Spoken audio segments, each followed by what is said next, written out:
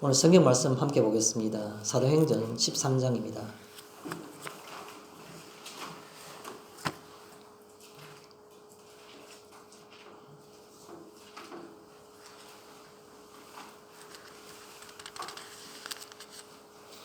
사도행전 13장 주보에 나와 있는 것처럼 1절부터 5절까지 한 절씩 그대로 교도하도록 하겠습니다. 그리고 5절은 함께 읽도록 하겠습니다.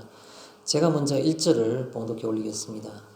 안디옥 교회에 선지자들과 교사들이 있으니 곧 바나바와 니게르라 하는 시므온과 구레네 사람 루기오와 분봉왕 헤롯의 젖동생 마나엔과 및 사울이라. 주를 섬겨 금식할 때 성령에 이르시되 내가 불러 시키는 일을 위하여 바나바와 사울을 따로 세우라 하시니 이에 금식하여 기도하고 두 사람에게 안수하여 보내니라. 두 사람이 성령의 보내심을 받아 신교에 이르러 거기에 설하고 그들에서 살람에 이르러 하나님의 말씀을 유대인의 여러 회당에서 전할세 요한을 수행원으로 두었더라. 아멘.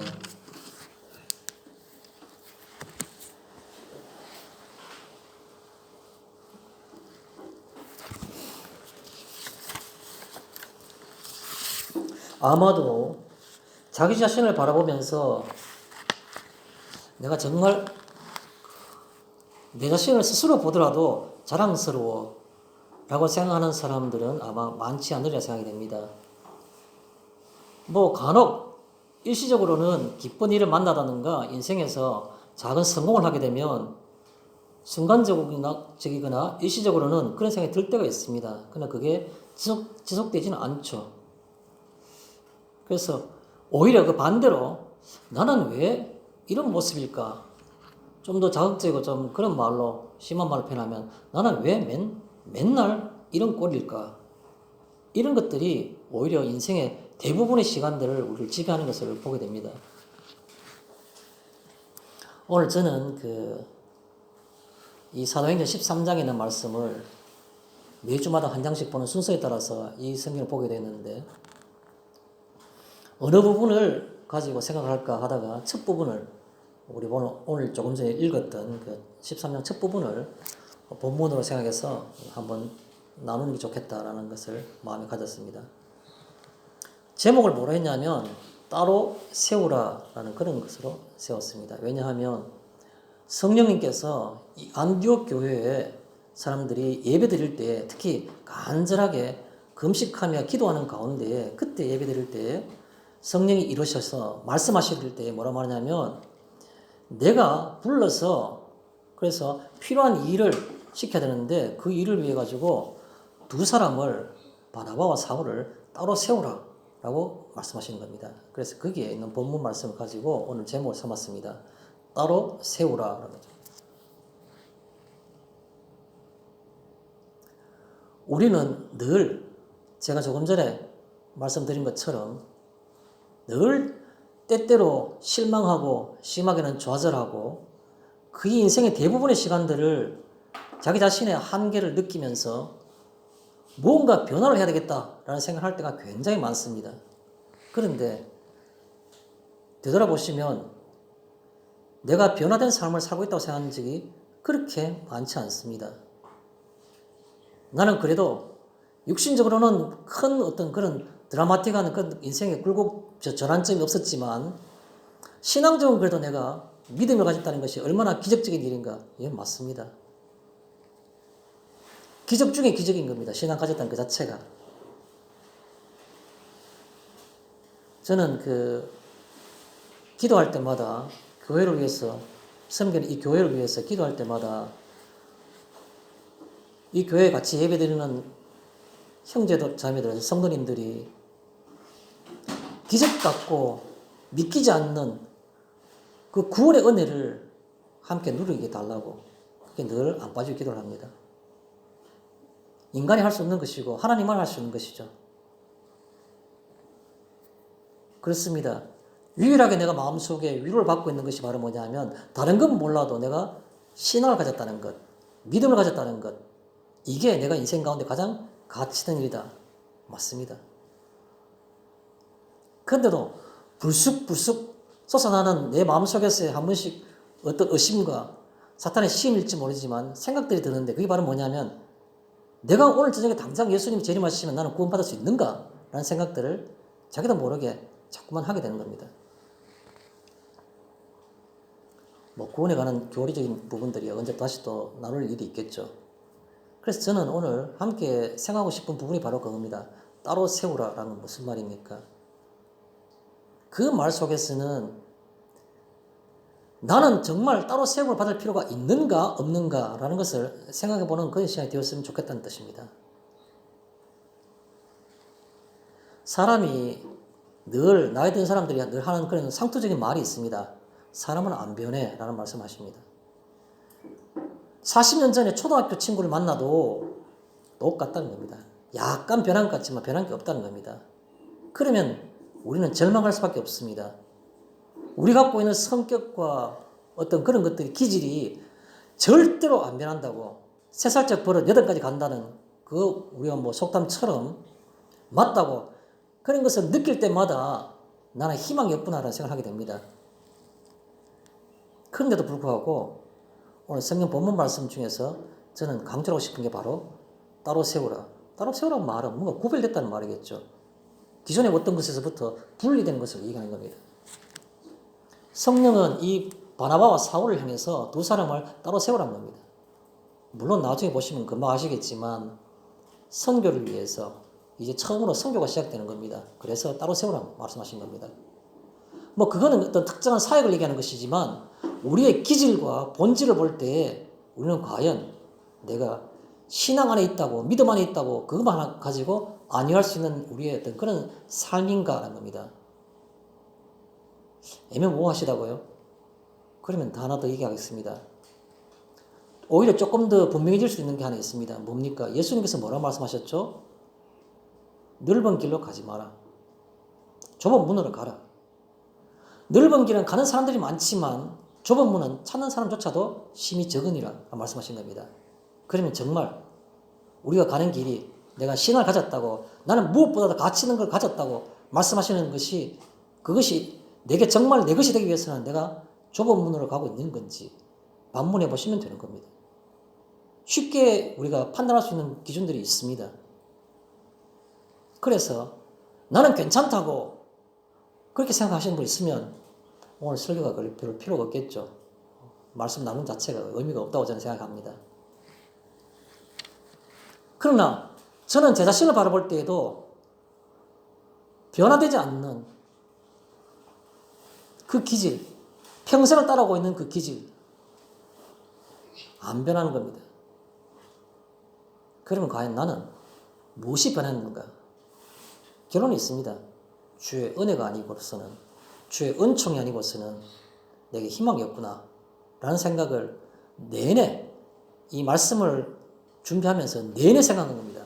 주의 은총, 그 은혜가 아니면 내 희망이라는 게 없구나, 사람을 할 수 없구나 라는 생각을 고찰하게 된 겁니다.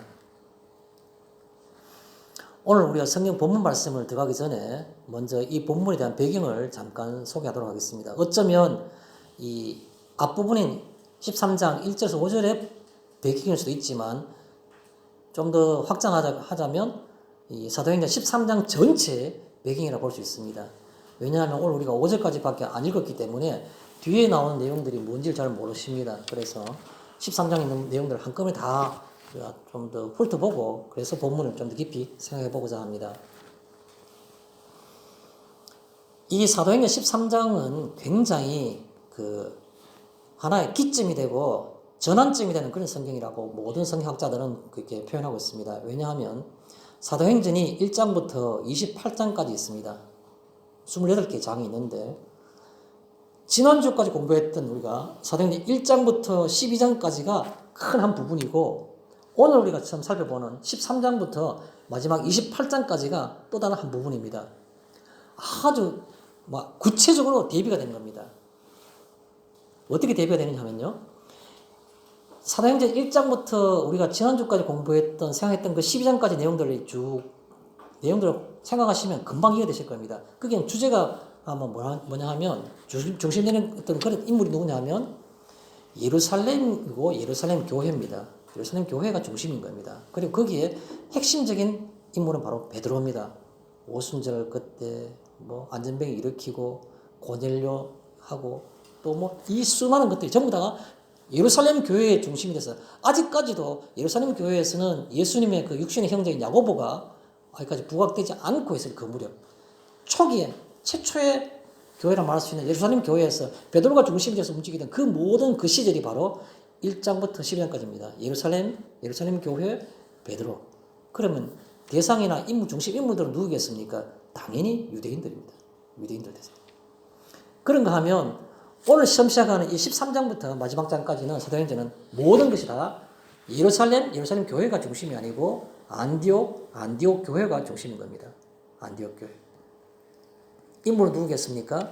당연히 오늘은 그냥 살짝 나오지만 13장 중간에 보면 바울이라는 사울이라는 이름 나올 때 이미 13장에서 사울이 바울로 이름이 바뀌는 걸 처음 나오는 겁니다. 이후로부터 13장 뒷부분에부터는 전부 다 사울이라는 말은 거의 나오지 않고 바울이라는 말을 합니다. 바울.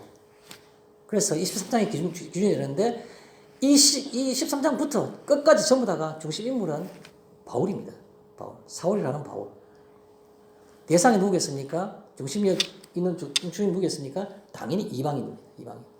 이 바울이 이제 13장부터 시작해가지고 14장, 15장 계속해서 전도를 하는데 늘 하는 패턴은 똑같아요. 어디 갑니까? 제일 먼저 안식일이 되어 유대인이 회당에 들어갔어. 항상 유대인이 회당에 들어가지고 오늘도 유대인들이 여러 회당에 들어가서 그 말씀을 전했단 말하지 않습니까? 항상 시작하는 건 유대인 회당에 들어가서 유대인을 대상으로 전도하지만 복음을 전하지만 그러나 유대인들을 받는 결과는 항상 어떻습니까? 유대인들로부터 배척을 당한 겁니다. 항상 죽이려고 그러고 내쫓고 돌로 치고. 그런데 신기하게도 이방인들을 믿고 따르더라. 지역의 귀부인도 따르더라. 이런 식의 항상 이방인을 따랐어요. 그러다 보니까 세 가지가 대입이 되는데 예루살렘과 안디옥, 베드로와 바울, 유대인과 이방인 이 세 가지가 항상 대비되는 것이 바로 12장과 13장부터 이 두 가지의 차이점이 있는 겁니다. 그런 관점에서 성경을 이해하시면 조금 도움이 되지 않겠나 싶습니다. 좀 더 도움되는 얘기를 말씀드리고자 합니다. 성경 지리적인 얘기입니다. 제가 준비를 못해서 죄송하게 생각하는데 명절은 아니었으면 제가 아마 준비했을지도 모르겠습니다. 여러 가지 제약이 많아서 뭐 인터넷에 주문을 해도 배달도 안 되고 또 시내 나가도 구하기 쉽지 않고 해서 사실은 그렇게 제가 못했습니다. 그런데 다음에는 우리가 시청 어떤 그런 게 있으니까 파일로 만들어진 성경 지도를 가져와 제가 말씀을 드리면 아마 쉽게 이해할 수 있을 겁니다.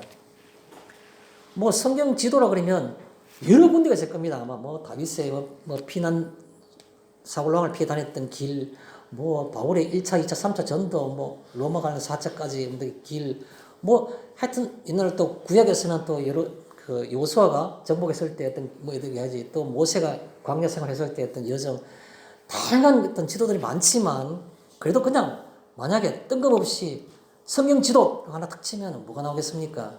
나온 게 뭐 이스라엘도 나오고 밑에 애국도 조금 나오고 그 위에 아시아 소아시아라 말하죠. 소아시아도 나오고 그다음에 그 이태리 로마가 있는 이태리까지 나오는 그 일대가 한꺼번에 나오는 지도가 아마 제일 보편적으로 제일 공통적일 겁니다. 거기에 있는 핵심적인 장소가 뭐겠습니까? 그게 바로 지중해입니다. 지중해가 있고 그 밑에 지중해에서 약간 오른쪽 밑에 동남쪽에 그러면 거기에 이스라엘이 밑에 유다, 사마리아, 갈릴리 그 위에 올라가면 뭐 수리아 지방에 뭐 안디옥까지 쭉 있을 거죠. 거기 올라가면 또 마찬가지 평원지대 우리가 말하고 있는 이 구레네 지역도 나오겠죠. 근데 오늘 이 사도행전 13장은 어디서 시작하냐니까 안디옥에서 시작하는 겁니다. 안디옥에서 바울과 바나바와 사울을 두 사람을 택해가지고 안수하고 기도가 난 다음에 따로 보내는 겁니다. 보낼 때 이들이 성령의 보내신을 받아가지고 제일 먼저 어디 갔냐면 안디옥에서부터 실루기아로 갔다. 실루기아가 안디옥은 내륙에 있고 이 실루기아는 이 안디옥에서 볼 때 한 25km쯤 떨어진 해안에 항구입니다. 항구 실루기아는 항구에 두 사람이 간 겁니다. 물론 동행자도 있었는데 그 사람들은 중요하지 않으니까 그냥 두 사람만 이름이 나왔겠죠. 이 두 사람이 실루기아로 가는 겁니다. 그 배 타고 어딜 가냐 하면 이 바나바의 고향이 구브로로 가는 겁니다. 구브로는 지중해에서 제일 큰 섬입니다. 남북은 한 100km, 동서는 한 200km 되는 아주 큰 섬입니다. 그런데 그 섬의 동쪽 끝이 바로 이 실루기아하고 제일 마주보는 것이겠죠. 그래서 제일 이 구레네 지역에서 제일 가까운, 안디옥에서 볼 때 제일 가까운 거기에 구브로 섬의 동쪽에 있는 항구의 살라미라는 곳에 그 닻을 내린 겁니다. 그 살라미는 그 구브로 섬에서 가장 큰 인구가 제일 많은 도시였습니다. 거기에 가가지고 그 유대인 회당에 들어가지고 유대인의 회당들에 갔다는 보면 아마도 몇 주간에 걸쳐서 거기서 머무른 것 같습니다. 살라미에서. 그래서 그곳에서 복음을 전한 겁니다. 예수님이 이 땅에 왜 오셨는지, 그리고 그가 죽으셨는 사실과 그가 부활하셨다는 사실들을 세 가지를 계속 똑같이 반복해서 증거합니다. 증거하니까 그럼 결론적으로 뭐냐? 그러니까 너희가 죄사함을 받아 예수 그리스도 이름으로 죄사함을 받고 그러면 하나님 앞에서 너희가 의롭다함을 받을 수 있다. 그게 주제입니다. 그래서 항상 유대인들이 모인 회당에 가서 너희가 기다리고 있는 그 메시아가 막 예수님인데 예수님 실제로 오셨다. 그런데 예루살렘 주민들이 그를 죽였는데 그가 다시 부활하셨고 그래서 하나님께서 그 이름을 믿는 자마다 죄사함을 얻게 하고 의롭다고 인정하신다. 그게 핵심 주제였습니다. 늘 말씀하신 게. 그래서 그 살라미에서 몇 주간을 전도하고 난 다음에 그 이동을 해가지고 서쪽으로 그 구브로 섬의 제일 서쪽에 있는 거기가 뭐냐면 구브로 섬의 수도가 있는 겁니다. 거기가 있는 그 도시가 바로 바보라는 도시입니다. 바보에 가니까 그 총독이 있는 겁니다. 로마에서 파견된 총독이 있는데 그 총독 이름이 스기오 바울이라는 총독입니다. 스기오 바울.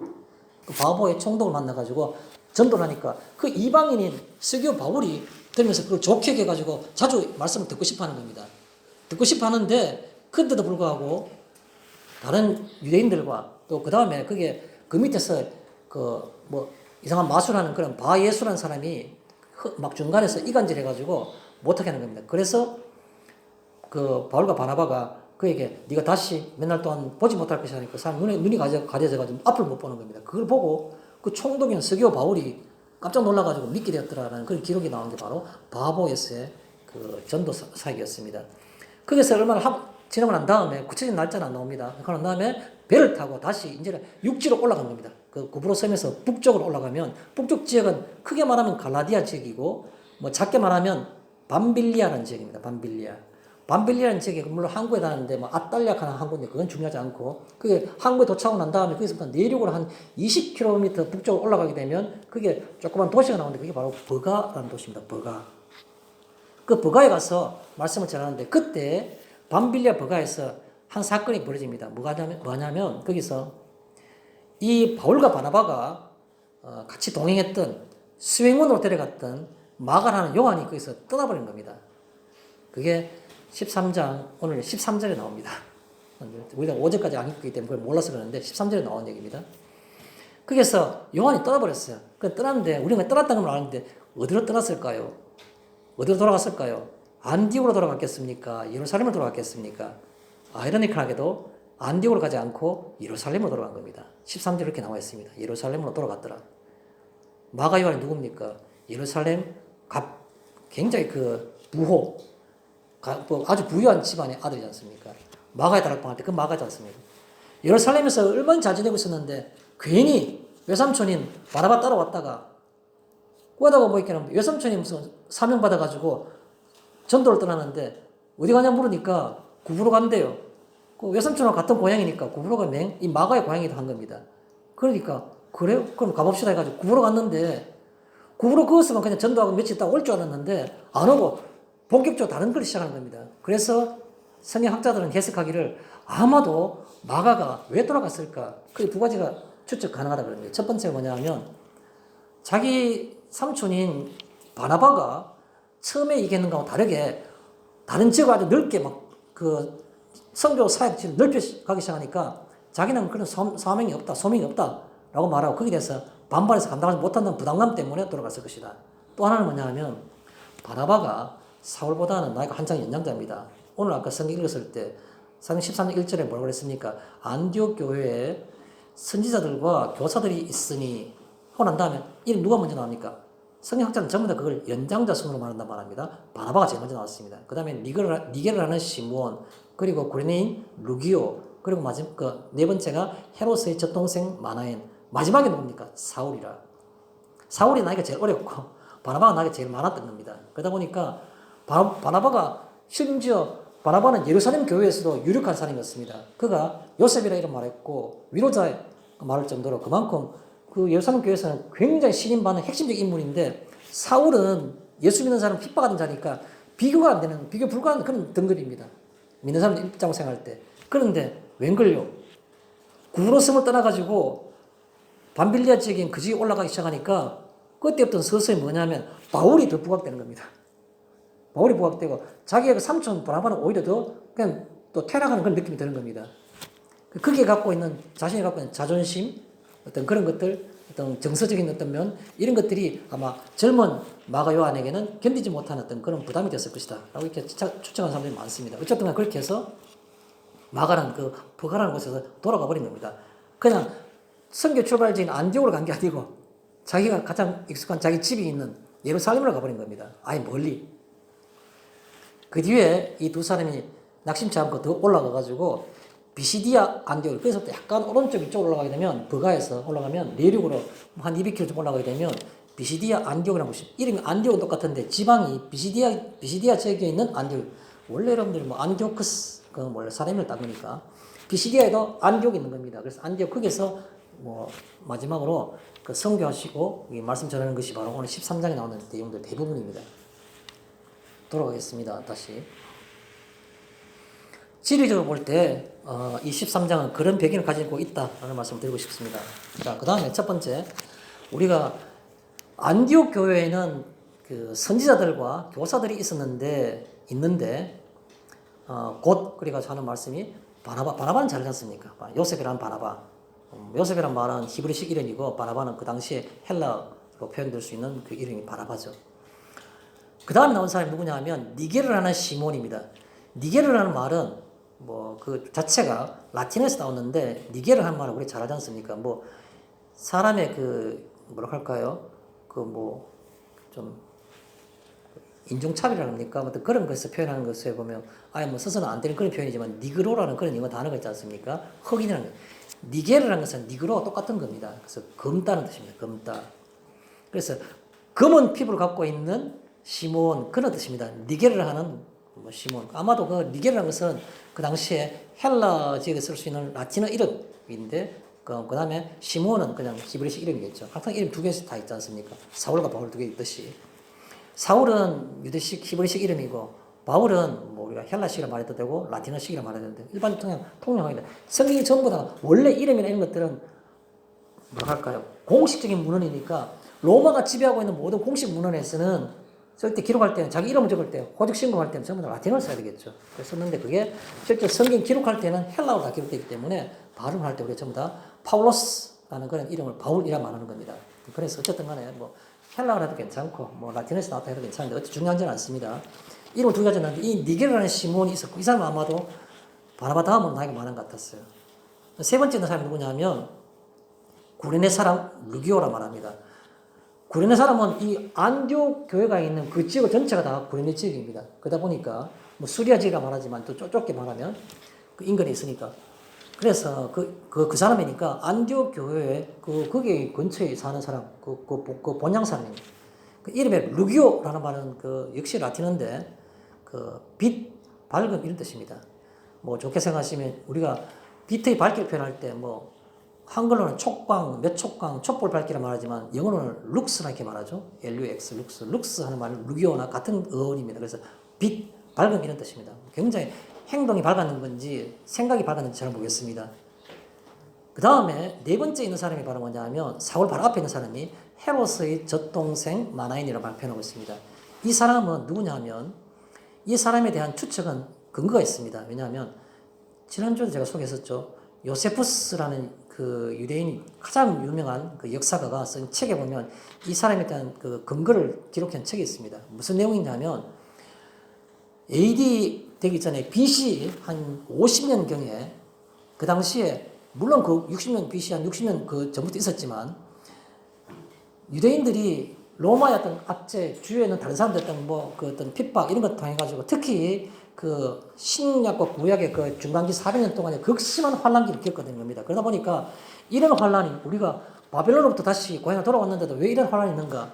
우리가 하나님 잘생기지 못했다. 그래서 거기에서부터 하나님 잘생기는 것에 대해서 여러 가지 방법이 달라는 겁니다. 바리새인들은 생활 속에서 이렇게 율법을 이렇게 지켜야만이 이게 율법을 바로 지키는 것이라 해서 율법을 아주 세분화해가지고 행동 지침으로 만든 것이 바로 바리새인들의 어떤 그런 그 지향점이었고, 아예 세속에서는 하나님을 제대로 섬길 수가 없다라고 생각해서 은둔하는 사람도 있었습니다. 우리 잘 아시는 에세네파라는 사람, 에세네파. 주로 사회직을 중심으로 사회 동굴에서 사회 사본 나온 게 전부 다 이 에세네파들 때문에 그런 겁니다.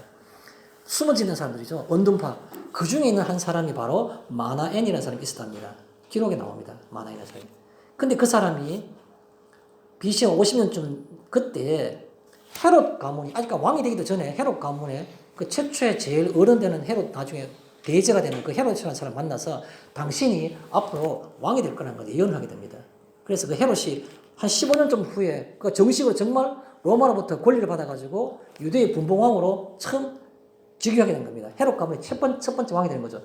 그때 그게 너무 놀랍고 감사해서 내가 그럼 당신 말대로 내가 이스라엘을, 이 유대를 잘 섬기기 위해서는 당신 옆에서 내가 좀 보조해달라 해서 그래서 이 마나엔이 언둔하고 있는 이 마나엔을 끝까지 불러가지고 자기 왕궁에 같이 하면서 옆에서 나한테 조언을 해달라고 부르는 겁니다. 그래서 마나엔이 그렇게 하면 혹시 하나님 나라가 회복될 건가 해서 이렇게 도와준 겁니다. 그런데 그 마나엔은 나에게 좀 더 위에 있는 사람이니까 마나엔의 손자하고 이 헤롯 대제 아들인 헤롯 안디바 나중에 예수님이 활동하실 때 그때 옆에 있었던 그게 바로 헤롯 안디바입니다. 안디바와 그리고 마나엔의 손자가 비슷한 동료였다는 겁니다. 물론 그 마나엔의 손자는 조금 더 어렵고 헤롯은 조금 더 헤롯 안디바는 조금 더 나이가 더 많았답니다. 그런데 같이 왕궁에서 같이 자란 것을 표현할 때 젖동생이라고 표현합니다. 젖동생. 그래서 헤롯의 젖동생 마나엔이라는 말은 헤롯 안디바와 어린 시절에 같이 성장했던 그 마나엔입니다. 그 할아버지 마나엔 때문에 그게 있었던 겁니다. 그가 어떻게 된 건지 자기 그 약간 뭐 좀 나 위에 있는 그 자기 친한 헤롯 안디바가 왕이 되고 난 다음에 예수님을 이렇게 뭐 핍박하는 걸 보고 뭔가 그 속에서 진리를 깨닫는지 그가 교훈이 됐겠죠. 그래서 그 후에 안디옥에 가서 교사를 하게 된 겁니다. 마지막에 사울입니다. 그래서 우리가 이런 사람들을 그냥 막연하게 볼 것이 아니라 이런 뒤에 배경을 가진 사람들이구나 하면서 아시고 성경 읽으면 좋지 않겠나라고 생각할 수 있습니다. 성경 말씀을 읽었지만 조금 시간이 지났기 때문에 다시 제가 정리하겠습니다. 안디옥 교회에 선지자들과 교사들이 있으니 바나바와 니게르라는 시몬과 구레네 사람 루기오와 헤롯의 젖동생 마나엔과 및 사울이라. 주께 섬기며 금식할 때에 성령께서 이르시되 내가 불러서 시킬 일을 위하여 두 사람을 따로 세우라 하니 이에 그 두 사람을 그 안디옥 교회 사람들이 금식하여 기도하고 두 사람에게 안수하여 보내니라. 아마 그 두 사람은 바나바와 사울을 얘기하는 것이죠. 그 두 사람이 성령의 보내심을 받아서 실루기아로 내려가서 거기서 배 타고 구브로에 가서 살라미에 이르러 하나님의 말씀을 유대인의 회당들에서 전할세. 그때 요한은 수행문으로 두었더라. 이런 말씀이 바로 오늘 5절까지 있는 말씀입니다. 세 가지만 간단하게 생각하겠습니다. 첫 번째, 선지자와 교사에 대해서 좀 설명하겠습니다. 선지자가 뭡니까? 우리 잘 압니다. 선지자라는 것은 하나님께서 그의 영 성령을 통해서 직접 영감하시고 계시한 것을 사람들에게 전하고 알리는 것을 선지자라고 말합니다. 그런데 흥미로운 것은 그게 구약에 나오는 뭐 이사야, 예레미야 이런 선지자들이 선지자인 줄 알았는데 오늘 이 신약 성경에 안디옥 교회에 있는 이 신약 시대에 복음 시대에 여기에 선지자라고 말하고 있는 겁니다. 안디옥 교회 선지자들, 교사들 복수로 말하고 있는 겁니다. 특정한 한 사람 얘기한 게 아니고 구체적으로 이름 5명의 이름을 얘기하고 있습니다. 이 사람들이 전부 다 선자요, 교사였다는 겁니다. 신약시대에. 우리가 변명할 수 없는 겁니다. 우리가 살고 있는 이 시대에 예수님이 부활승천하시고 난 다음에도 선자들이 있었다는 겁니다. 이 선자가 누굽니까? 이 시대의 선자가 누굽니까? 이 시대의 선자는 똑같은 걸 생각하시면 되는 겁니다. 하나님께서 우리에게 비추시는 그 거룩한 빛을 내가 받고 그것에 예민하게 반응하고 그것을 전하는 사람, 그게 바로 선자인 겁니다. 주께서 무슨 목적이 있었지만 분명히 옛날에 구약시대 때 한번 선자들은 너는 북쪽 이스라엘 가서 멸망을 네가 선을 해라.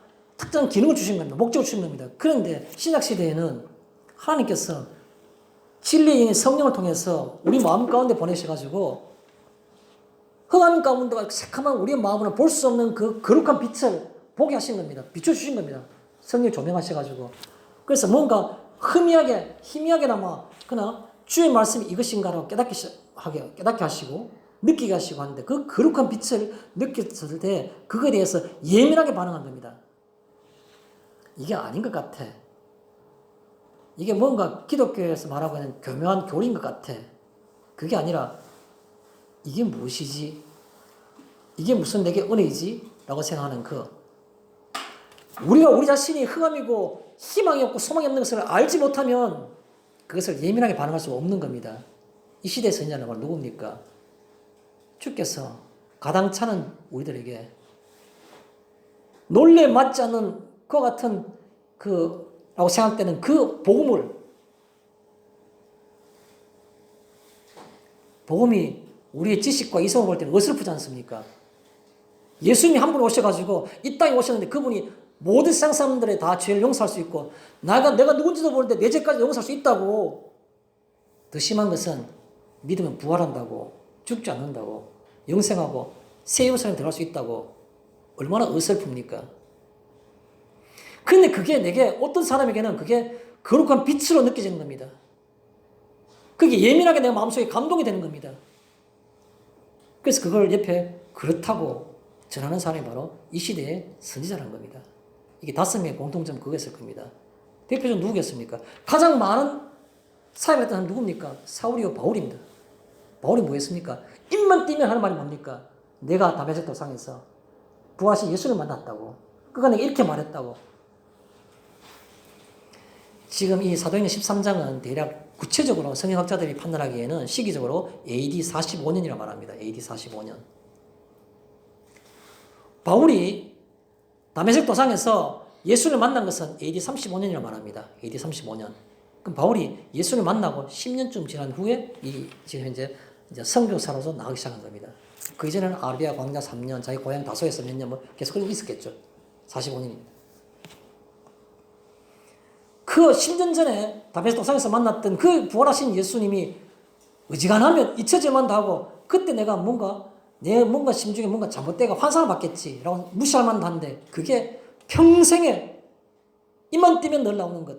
그게 바울의 고백이 됐다는 겁니다. 뭐예요? 예민하게. 그의 흑암 같은 그의 마음밭에 거룩한 빛이 비쳤는데 그것을 일순간에 있는 어떤 그 환상이나 내가 있을 수 있는 어떤 그런 자연적 중에서 예외적인 현상을 보지 않고 이게 무엇인지 마음에 두고 깊이 생각하고 그에 대해서 받아들이는 그 예민함, 그게 바로 선지자의 어떤 모습이라는 것이죠. 누가 시대에 선지자 될 수 있습니까? 사무엘상 10장에 보면 사무엘이 이스라엘의 첫 번째 왕인 사울에게 기름 붓는 게 있습니다. 그 사울은 임금들 생각도 못하고 있고 자기 아버지가 우리 집에 있는 암나귀 한 마리가 도망갔는데 좀 찾아올래? 하니까 밑에 하인 하나 데리고 둘이서 온 지역방을 자기 동네 아니라 멀리까지 다 나간 겁니다. 가다가 하도 못 찾으니까 선지자가 있는데 사무엘 선지자가 있으니까 선지자한테 물어보면 암나귀가 어디서 갔는지 만날 수 있겠는데 그거 알아보려고 마지막 남은 돈 놓쳤던 다 털어갖고 예물 준비해가지고 사무엘이 가는 겁니다. 사무엘이 하나님 음성을 듣고 그가 이스라엘 첫 번째 기름 부음 받아야 될 거라는 걸 듣고 기름 부은 겁니다. 그 사울이 기름 부었지만 겉으로 볼 때 아무 표시가 안 나는 겁니다. 그냥 기름 부었죠. 왕이 뭔지 뭐 아무 생각 갈 때 마침 내려가는데 선지자 무리가 내려오면서 예언하는데 그때 사울이 예언자 무리 같이 끼어 있는데 함께 예언하게 한 거죠. 예언한 겁니다. 예언하니까 지나가는 모든 일반인들이 뭐라고 했습니까? 이스라엘 속담이 그게 남았다지 않습니까? 사울도 선지자들 중에 있느냐 하는 그 속담이 생겼다는 그 이후로부터. 누가 선지자입니까? 이 시대에 안수받은 목회자가 선지자입니까? 아니요. 예수님 그 십자가상에서 돌아가시는 날 지성소와 성소를 가르치는 그 성소 휘장이 다 찢어졌지 않습니까? 안에 다 보이게 된 겁니다. 제사장 이외에는 들어갈 수 없는 그것이 이미 다 공개가 된 겁니다. 만민사제. 신약시대에 모든 성도들은 다 직접 하나님 앞에 나갈 수 있는 겁니다. 안수받아야지 선지자 된다고요? 목회자 된다고요? 그거는 제도적으로 맞는 것이지. 누구나 간에 심령의 안수를 받은 사람들은 다 하나님 앞에 나가는 선지자가 될 수 있는 겁니다. 교사가 누굽니까? 가르치는 은사를 받는 사람이 바로 교사입니다.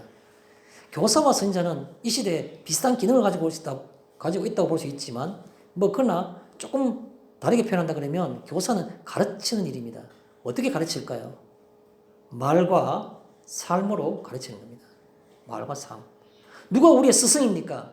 말 잘하는 사람이 스승입니까? 삶으로 보여주는 사람이 참된 스승입니까? 누굽니까? 두 가지 다 필요한 겁니다.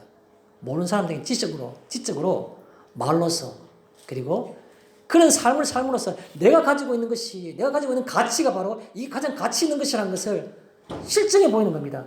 말은 비단 같은데 내 삶은 전혀 다른 걸로 가게 되면 누가 그 말을 믿어주겠습니까? 머릿속에 집어넣으려는 사람들이 굉장히 많습니다. 특히 배운 것이 많은 사람, 가방끈이 긴 사람들일수록 성경이나 신앙을 마치 자기 자신이 갖고 있는 어떤 지적 수준의 어떤 그런 그걸 높이는 어떤 수단, 뭘 한마디 말을 하더라도 성경 속에는 성경 말씀들이 본문들이 주주줄 나오고 또 성경 속에는 잘 정리된 교리들이 자기 입에서 툭툭 튀어나오고 어떤 설교자의 말을 듣더라도 다 들었던 얘기고 그게 마치 습관처럼 자랑처럼 되는 사람들이 얼마나 많습니까? 삶이 없는 겁니다. 삶이 없으면 말씀도 없는 겁니다. 말씀이 있다는 것은 그 말씀이 살아 움직여야지 그 말씀이 있는 것이지 삶이 없는 말씀이 없는 겁니다. 교사가 누굽니까? 그가 받은 정말 자신이 아무리 생각해봐도 믿기지 않는 그 생명의 빛, 그 빛 아니었으면 자신은 죽음과 사망과 어두움 속에서 세상의 모든 재산을 다 가졌더라도 아무것도 아닌 가장 불쌍한 사람인 줄을 몰랐을 텐데 그걸 알게 된 그 생명의 빛을 느끼고 난 다음에 그 생명의 빛을 다른 사람들에게 가르치는 겁니다. 말과 삶으로. 이 시대의 선지자, 이 시대의 교사가 누구 있는가? 왜 오늘 우리가 이 말씀을 생각하는가? 하나님 앞에서 곰곰이 자신을 돌아보시면 좋겠습니다. 두 번째입니다. 두 번째 소제목은 성령이라고 이렇게 제가 잡았습니다. 성령이 2절에 있는 말씀입니다. 거기서 똑같이 2절에 있는 말씀을 하나 가지고 제가 잠깐 생각해 보겠습니다. 주를 섬겨 금식할 때 그 말씀을 가지고 좀 표현하고 싶습니다. 여기에 주를 섬겨할 때 섬겨라는 말에 그 성경의 원어를 보면 섬긴다는 말은 무슨 말인가? 예배하다는 말입니다. 그래서 주를 섬겨 금식할 때라는 말을 가장 쉽게 현대어로 표현하면 금식하며 예배할 때 그렇게 표현하시면 됩니다. 금식하며 예배할 때. 우리 예배 드릴 때 금식합니까? 식사를 안 하니까. 근데 이 초대교회는 아마도 전통적으로 예배 드릴 때에는 거의 그냥 좀 배고픈 그런 상태로 금식한 상태로 예배를 드린 것 같아요. 그래서 그들이 섬기며 금식할 때라는 말은 때릴 수 있는 두 행동이 아니고 금식 가운데에 예배 드리며 그렇게 표현할 수 있는 겁니다.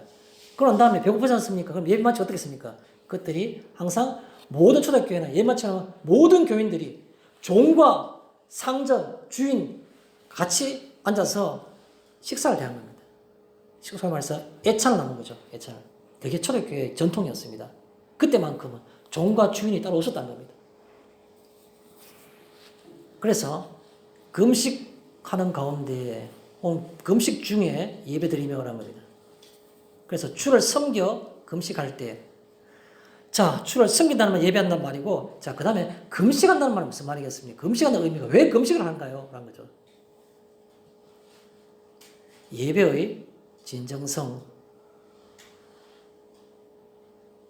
예배의 경건성, 예배의 간절성, 그런 것을 나타낸다 볼 수 있습니다. 왜 그렇습니까? 금식한다는 말은 우리가 뭐 잘 할 수 있지 않습니까? 뭐 초등학생 다 할 수 있는 얘기죠. 밥 안 먹었다는 겁니다. 밥 안 먹었다는 거. 밥은 언제 먹습니까?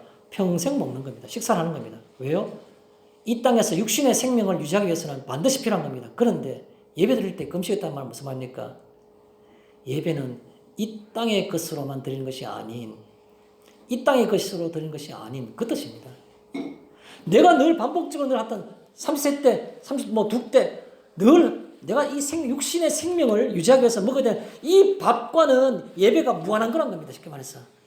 최소한 이 시간만큼이라도 내가 육신적인 것, 육체적인 것과는 상관없는 영적인 것으로, 하나님께 드리는 것은 육체적인 것이 아니고 눈에 보이는 가시인 것이 아니고 영적인 것으로 예배드리겠다는 뜻입니다. 그게 바로 내가 늘 먹는 육신의 생명을 유지하는 것이 아닌, 더 크게 표현하면 이 땅의 삶의 것이 아닌, 이 땅의 삶의 부분이 아닌 것으로 예배드리겠다는 겁니다. 적어도 예배드리는 것만큼은.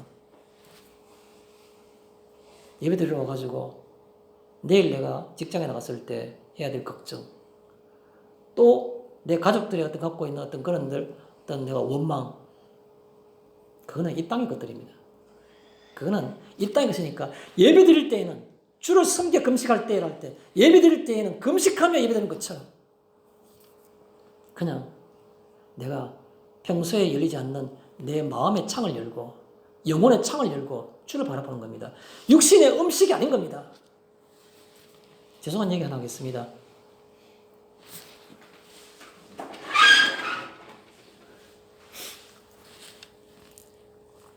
제가 오늘 안경을 안 꼈습니다. 일부러 안 낀 게 아니고 나도 깜빡 잊어버렸습니다. 차에 안경이 있습니다. 근데 여기에 예배드리려고 오고 난 다음에 성경을 펼칠 때 그때 생각했습니다. 안경을 안 가져왔네. 그래서 기도 시간에, 묵상 시간에 좀 시켜가지고 안 가져올까 이런 생각도 없지 않아 했습니다. 근데 뭡니까? 예배는 인생의 논리와 인생의 방법과 무관한 것이 예배란 거예요. 그 생각이 들었습니다. 마음의 창으로 하늘을 바라보는 것이지 육신의 창으로 바라보는 것이 아니라고 생각이 들었습니다. 적어도 예배를 드릴 때만큼은 우리가 이 땅의 것이 아닌, 이 땅의 것과 무관한 그런 시간, 그런 순간이 바로 예배란 겁니다. 진정한 예배는. 두 번째입니다. 성령이라는 말은 불로 시키는 일. 여러분, 성령이 따로 세우기 위해서, 불로 시키는 일을 하기 위해서 둘을 따로 세우라고 했습니다. 불로 시킨다는 말을 우리 가만히 한번 생각해 보겠습니다. 성령이 두 사람을 불러 시키고 싶어서 불렀다는 겁니다. 무슨 말입니까? 부른다는 말은 뭡니까? 구체적으로 두 사람을 성령께서 알고 계신다는 겁니다. 저 두 사람 찍은 겁니다. 바나바와 사울. 그 말은 무슨 말입니까? 성령께서 두 사람을 구체적으로 인식하고 있다는 겁니다.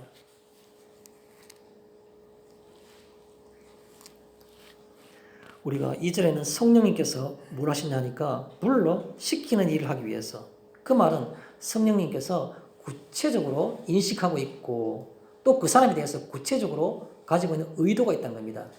성령님이 가지고 있는 구체적인 그 사람에 대한 인식과 그 사람에 대한 의도, 알고 있고 뭘 시키겠다는 생각이 있다는 겁니다. 성령님께서 우리 자신에 대해서 우리 이름을, 우리의 영혼을 알고 계시고 나를 통해서 작은 것 하나를 받으시기를 원하신 줄을 여러분 느끼십니까? 제가 처음에 설명할 때 그런 말씀 드렸죠. 여러분은 정말 가치 있는 사람이십니까? 여러분 존재가 하늘의 별같이 영롱하게 빛나는 그런 존재이십니까? 그런 걸 느끼십니까? 나는 세상에 어떤 사람보다 나는 행복하고, 그게 육신적으로 행복한 게 아니고 내 마음속에 기쁨이 넘친다라고 생각해 보신 적 있으십니까? 아마 별로 그러지 않으실걸요. 왜 그렇습니까? 이게 없기 때문에. 뭡니까? 주의 영 성령께서 나를 인식하고 있다는 생각, 그 하나만 해서도 가슴이 벅차서 세상에 무엇보다도 내가 하늘의 별같이 빛나는 존재라는 것을 느낄 수 있을 텐데, 성령께서 나를 강하게 나를 인식하고 있다는 생각, 또 성령께서 나를 통해서 무언가를 이루시길 원한다는 그 생각을 내가 확신을 안 드니까 내 존재가 가치가 별로 있어 보이지 않는 겁니다. 반대로요. 이게 나온 것처럼 바울과 사울, 바나바와 사울처럼 성령님께서 따로 이를 뭔가 불러서 뭐 일을 시키기 위해서 불렀다. 불러서 필요한 일을 시키기 위해서 성령님께서 나를 알고 계시고, 그냥 나를 아는 것이 아니라 구체적으로 알고 계시던데 내게 이 일을 통해서 성령님께서 뭔가 나에게 시키시는 일이, 나를 통해서 이루시고자 하는 일이 있다는 생각할 때 그 인생만큼, 그 삶만큼 가치 있고 기쁜 일이 어디 있겠습니까? 그거를 못 느끼기 때문에, 내가 그것을 평소에 내가 그 속에서 내 삶이 아니기 때문에 내가 가치 없는 것처럼 느껴지는 겁니다. 돈이 없어서 실망되고, 명예가 없어서 실망되고, 내 가족들이 뭐 뛰어나게 출세하지 못해서 실망되고, 그런 겁니다. 헛되고 인생이라 그랬는데 왜 그렇게 사시는지요? 성령께서 나를 아시고 나를 통해서 이루시는 것이 있다는 것 자체에서 이런 만큼 빛나는 것이 없는 겁니다. 가치 있는 삶이 없는 겁니다. 마지막 세 번째입니다. 금식하여 기도하고 라고 말하고 있습니다. 그게 성령이 보내심을 받아서 실루기로 내려갈 때 성령이 보내심이라고 표현했습니다. 성도의 삶은 무엇이 성도의 삶입니까? 조금 전에 말하고 연결하겠습니다. 성도의 삶은 성령님이 역사하시는 시간입니다. 성령님이 역사하시는 시간이지, 성도의 삶이 성령님과 무한한 삶, 내 의지대로 사는 삶, 내 지식대로 사는 삶, 내 습관대로 사는 삶, 평생 이기는 것이, 저는 말이 좀 빠릅니다. 그렇게 살아가지고 그게 중요하지 않습니다. 그것과 무관하게 자신의 습관과 자기의 기질과 아무 상관없이 새로운 가치, 성령님께서 주관하시고 성령님께서 역사하시고 성령님이 인식하시는 그 삶이 바로 가장 복된 삶이라는 겁니다. 성도의 삶이고, 또 성도 삶은 뭡니까? 그렇게 살면 결과적으로 뭐가 되겠습니까? 이게 잘 연결될 것 같지 않지만 저는 그렇게 느껴집니다. 그런 성도의 삶, 성령에 의해서 붙잡힌 바 되는 삶이라는 것은 바로 그리스도의 편지라는 겁니다. 그리스도의 편지. 바울이 그런 말을 했었죠. 그죠? 고린도 교회에 편지하기를 고린도 후서 3장 3절에 보면 너희는 그리스도의 편지라 이렇게 말하고 있습니다. 뭐합니까? 우리의 삶과 생각과 말 속에서 그리스도를 느낄 수 있고 볼 수 있고 전달받을 수 있다는 겁니다. 그게 바로 성령께서 함께 하시는 삶이라는 거죠. 마지막입니다. 금식하여 기도하고라는 말은 하나님의 말씀과 연결되어 있습니다. 하나님의 말씀이라는 건 뭡니까? 말씀은 내가 무엇보다도 순종하며 살아갈 수 있도록, 또 성령께서는 내가 내 의지로 살아갈 수 없으니까 성령이라는 말씀이나 이 금식과 기도하는 것은 내가 도무지 마음의 법과 육신의 법이 달라서 내가 늘 지니까 마음의 법이, 그러다 보니까 금식하며 금식하고 기도하며, 그래서 내가 그 하나님 말씀대로 살아가기를 따라가고 또 그렇게 원하는 것이 바로 그 금식하며 기도하는 것 이 중에 하나라는 뜻이 되는 겁니다. 말 정리하겠습니다. 결론 드리겠습니다.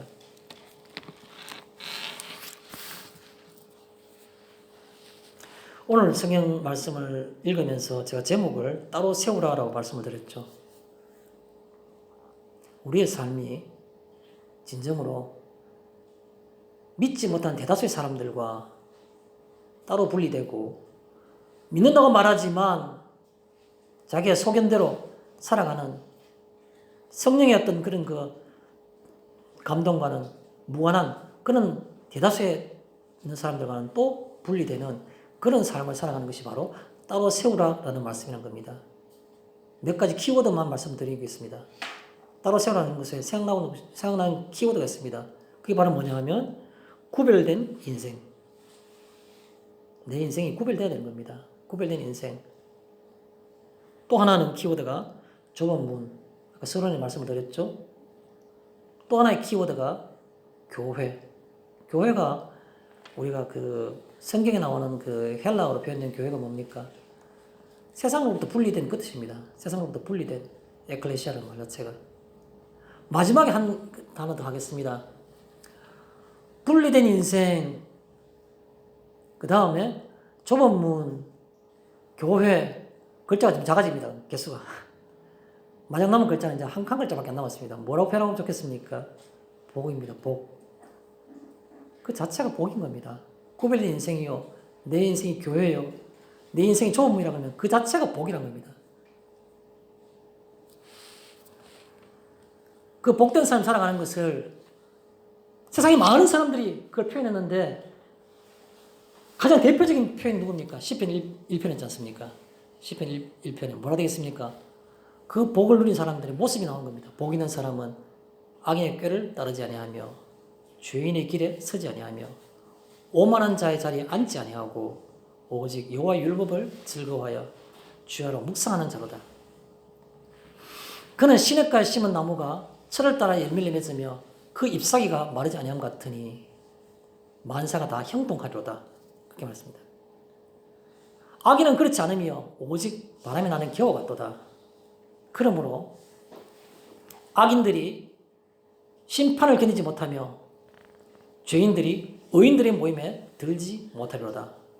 무릇 의인의 길은 여호와께서 인정하시나 악인의 길은 망하리로다. 라고 성경은 말하고 있습니다. 마치겠습니다.